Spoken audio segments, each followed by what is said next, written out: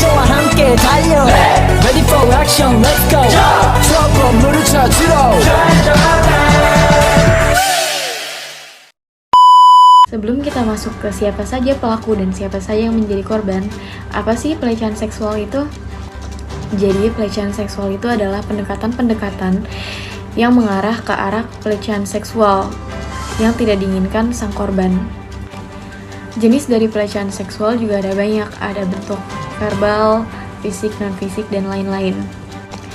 Namun, menurut saya banyak sekali masyarakat yang sudah menormalisasikan bentuk-bentuk pelecehan seksual yang dianggap remeh, seperti catcalling atau menggodai perempuan pada saat di jalan. Karena bentuk pelecehan seksual bukan hanya dari fisik saja, melainkan juga bisa dari non-fisik, verbal, dan lain-lain. Di Indonesia, angka kasus pada pelecehan seksual sudah dibilang darurat, apalagi untuk anak di bawah umur masih terbilang sangat tinggi untuk kasus pelecehan seksual. Nah, apa sih bentuk yang bisa mendorong pelaku untuk melakukan kegiatan pelecehan seksual tersebut? Pertama, karena adanya kesempatan, dan kedua, adanya niat dari sang pelaku. Siapa saja sih yang menjadi korban dalam perlakuan pelecehan seksual? Pada nyatanya, bukan hanya perempuan saja yang mendapat perlakuan pelecehan seksual, tetapi lelaki juga memungkinkan mendapatkan perlakuan pelecehan seksual. Namun, angka kasus pada laki-laki tidak sebanyak pada perempuan. Di Indonesia, kasus pelecehan seksual pada perempuan mencapai angka 87%, sedangkan laki-laki mencapai 13%. Tidak hanya remaja atau dewasa saja yang mengalami perlakuan pelecehan seksual, tetapi sudah banyak ditemukan kasus-kasus terhadap anak di bawah umur yang mendapatkan perlakuan pelecehan seksual. Bahkan terdapat berita yang menyatakan bahwa bayi berumur 1,2 tahun mendapatkan perlakuan pelecehan seksual. Selain dari korban, nyatanya juga banyak pelaku-pelaku pelecehan seksual yang berasal dari anak di bawah umur. Kasus pelecehan seksual terbilang cukup variatif dan sangat kompleks. Bahkan modusnya pun semakin canggih. Belum tuntas orang membicarakan mengenai kasus pelecehan seksual pada anak yang menjadi korban pedofil, justru sejumlah kasus pemerkosaan terhadap anak terungkap. Kondisi tersebut semakin menguatkan asumsi bahwa Indonesia memang benar-benar dalam kondisi darurat.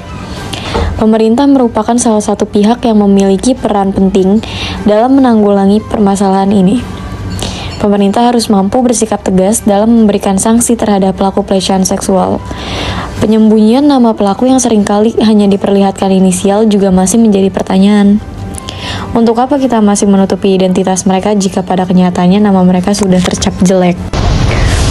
Pada bulan November tahun 2022 lalu, telah terjadi kasus pelecehan seksual terhadap 2 siswi sekolah dasar di Jalan Damai, Cipete Utara, Jakarta Selatan. Pelaku yang berinisial D yang masih berusia 15 tahun berhasil ditangkap oleh Polres Jakarta Selatan pada Senin, tanggal 21 bulan 11 tahun 2022. Berita tersebut secara jelas menyatakan bahwa pelaku dari pelecehan seksual tidak hanya berasal dari orang dewasa saja. Seorang anak yang baru berusia 15 tahun pun bisa menjadi pelaku pelecehan seksual. Ada banyak faktor yang menyebabkan seorang anak nekat untuk melakukan tindakan tak senonoh ini. Contohnya seperti kurangnya pengetahuan tentang seksualitas. Yang kedua, pengaruh lingkungan dan juga media sosial, serta kurangnya pengawasan dari orang tua. Orang tua memiliki peran penting dalam penanaman edukasi seksualitas terhadap anak. Orang tua adalah orang terdekat bagi anak. Pendidikan seksualitas pada anak yang diawali dengan persepsi yang benar dari orang tua menjadi penting bagi anak agar mereka dapat menyaring informasi yang diterima dari luar. Penyebutan nama pelaku di berita yang hanya berupa inisial masih juga seringkali dilakukan di Indonesia. Sesuai Kode Etik Jurnalistik 2006 yang berlaku, tidak diwajibkannya untuk hanya sekedar memberi penginisialan nama tersangka atau tertuduh, kecuali bagi korban pelecehan seksual atau terhadap pelaku yang masih berumur di bawah 16 tahun. Penulisan nama tersangka atau tertuduh dengan inisial juga tidak berlaku di berbagai negara. Dengan kita menyembunyikan nama asli dari pelaku, sama saja kita tengah melindungi nama baik mereka. Hal ini dapat menjadikan suatu berita menjadi tidak informatif.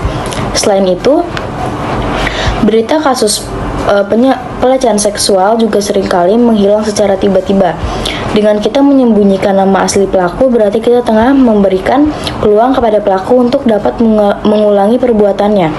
Karena kemungkinan masih banyak orang yang tidak mengetahui perbuatan yang pernah mereka perbuat. Jadi, maksud dari penyebaran nama asli pelaku secara terang-terangan bertujuan agar masyarakat dapat berhati-hati, terlebih jika memiliki hubungan dengan pelaku, baik itu sebagai tetangga, teman, ataupun hubungan lainnya. Masih banyak masyarakat yang berpendapat bahwa salah satu faktor yang menyebabkan terjadinya kasus pelecehan seksual adalah dari pakaian korban, di mana mereka berpendapat bahwa pakaian yang terbuka dinilai dapat mengundang hawa nafsu seseorang untuk melakukan tindakan pelecehan seksual. Mengutip dari survei Koalisi Ruang Publik Aman pada tahun 2019, kebanyakan korban tidak mengenakan baju terbuka saat mengalami pelecehan seksual. Di antaranya memakai celana atau rok panjang sebanyak 18%, hijab 17%, baju lengan panjang 16%, seragam sekolah 14%, dan baju longgor 14%. Bahkan terdapat berita yang mengatakan bahwa adanya kasus pelecehan seksual di pesantren yang dilakukan oleh guru pesantren terhadap santriwati. Secara tegas dapat disimpulkan bahwa pakaian tidak bisa dijadikan sebagai faktor yang memicu hadirnya hawa nafsu seseorang, melainkan kasus tersebut dapat terjadi karena adanya niat dari sang pelaku. Tidak ada korban yang mengundang untuk dilecehkan. Tidak seharusnya korban yang mengalami pelecehan seksual disalahkan karena kejahatannya yang dilakukan orang lain. Hukuman untuk pelaku kejahatan pelecehan seksual yang sesuai dengan pasal 5 UU Tindak Pidana Kekerasan Seksual atau TPKS yang mengatur bahwa pelaku pelecehan seksual non-fisik dapat dipidana hingga 9 bulan penjara dan denda maksimal 10 juta rupiah. Sedangkan bagi pelaku pelecehan seksual fisik dapat dipidana hingga 12 tahun penjara dan denda paling banyak 300 juta rupiah.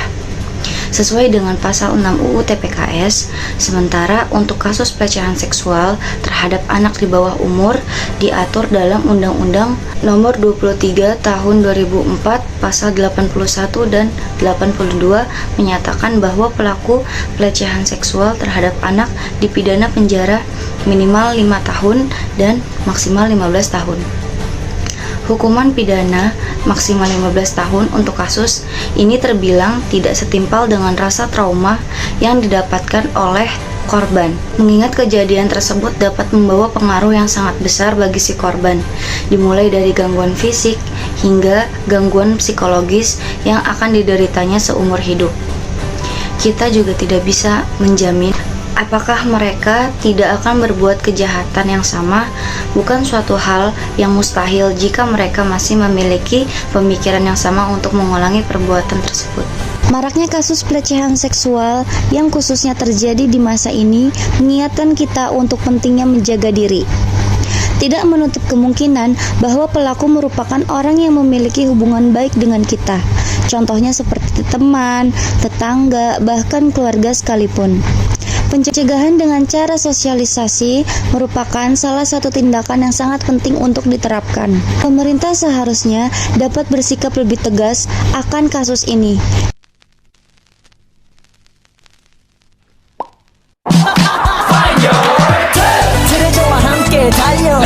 Ready for action, let's go. Trouble, 물을 찾으러.